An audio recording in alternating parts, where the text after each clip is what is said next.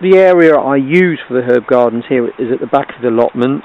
Underneath this soil was found a lot of glass and lots of pottery from bedpans, because it was a dumping ground for the railway company, which had huge loco sidings very close by. At one point, soot from stacks when they ran the steam engines used to drift across here.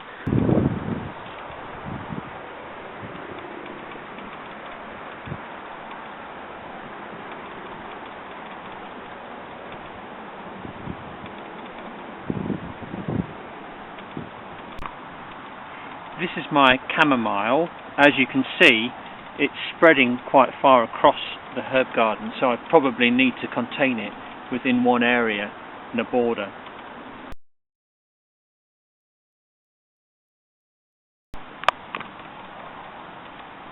This plant is called self-heal and was very popular in medieval times. On my instruction sheet it says here that it has medicinal properties and was a favourite as antibiotic attributes. This is thyme, which also grows very well on these clay soils. Here, very aromatic and has, of course, medicinal properties. This is vervain, a favourite of the Druids, and apparently was used to treat melancholy and also toothache, among other things, and again grows very well. It's already flowered. This is my bergamot plant. I don't know whether it will make it over winter, but they did say it was a hardy annual. This is English lavender, and it grows particularly well here. It's very woody, and these were quite a few years old even when I transplanted them from my garden where they were doing nothing, down to the allotment. And we've had the flowers already from these, which can be used for all sorts of purposes, including cooking. This is a lavender that's still flowering, and the flowers from this will be used in drawers, to keep them fresh. This is black knapweed, a favourite in Germany in medieval times, so I'm told. I often find frogs and even slugs hiding under this, and it was used to treat, from among other things, sore throats. Dried stems can be cut and made into stylish addition to a cut flower arrangement, and also for treating catarrh and sore throats, as I say. This is oregano and grows extremely well down here. It's into flower, and it's often used for things like Italian dishes, for when you're making spaghetti, for sauces. And here is one that's more established. This is curry plant, which has culinary uses as well. It can be chopped and used in dishes as a flavouring. I have a number of these, which are rosemary plants, and these are extremely vigorous, and I use these a lot in flavourings. And it can also has medicinal uses. It's good for treating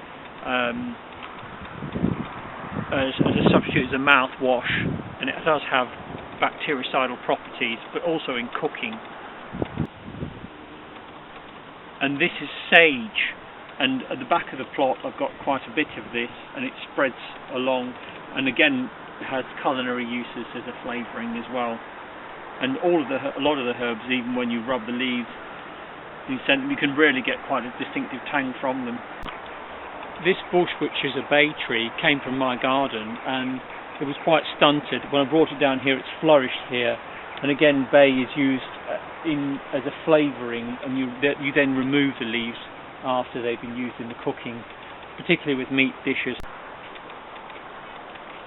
These bay trees are only a couple of years old now, and I bought them when they were very small. You got quite a bunch, you got nearly 20 of them to grow as a hedge, so I'm using these as a windbreak on the plot in one particular patch where the prevailing southwesterlies come along.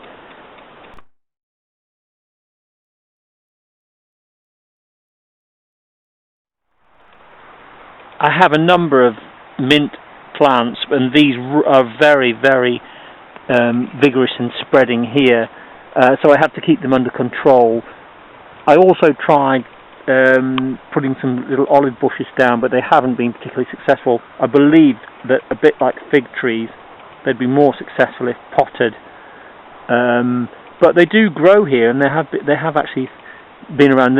These little fir trees are lemon-scented fir trees, so I like them just for the scent as well.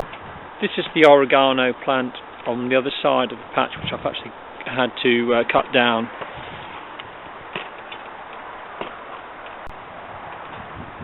This is borage, which I found actually growing on the side, and it has beautiful sort of bell-shaped purple and white flowers, and again it has medicinal uses. It's used, the leaves themselves are quite furry underneath and quite rough, and it was used in medieval times to actually clean people's teeth. You'd actually scrub their teeth with this as a substitute for toothpaste.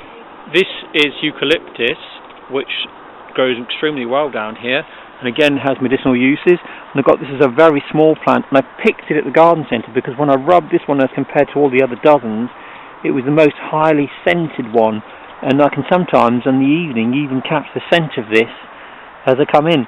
And it's, of course, eucalyptus is used in various vaporising modes and to make medicine, which is used to treat things like coughs and colds, and it has bactericidal properties.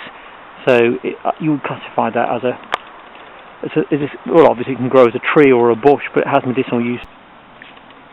This is lemon balm, and I've cut it down. Again, it's a fantastic suppressor of other weeds and has got properties that can be used in various drinks and in cooking. And also I've even found it very useful in the kitchen when I've cleaned out areas that need a bit of sort of freshening up, like in drawers and stuff, because it does freshen things up. Even bins outside, when I've cleaned them, I've used it as a sort of an extra cleanser outside, and it grows extremely well and spreads. This is my goji berry plant after I've treated it with bicarbonate of soda, and I'm basically seeing whether it'll kill off a fungus infection, which is a mildew, which has affected the plant. Apparently it's down to lack of air circulation and high humidity. Although it grows very well here, I do think the crop's been stunted by this, so I'm going to try the bicarbonate treatment. And I've also made up some more fresh bicarb with a little bit of detergent and a bit of vegetable oil added, which I'm putting on the fruit trees, because some of my apple trees seem to have been affected by some sort of fungus underneath the branches in the damp, still air that we have in the autumn. In particular, we've had some very misty, damp days.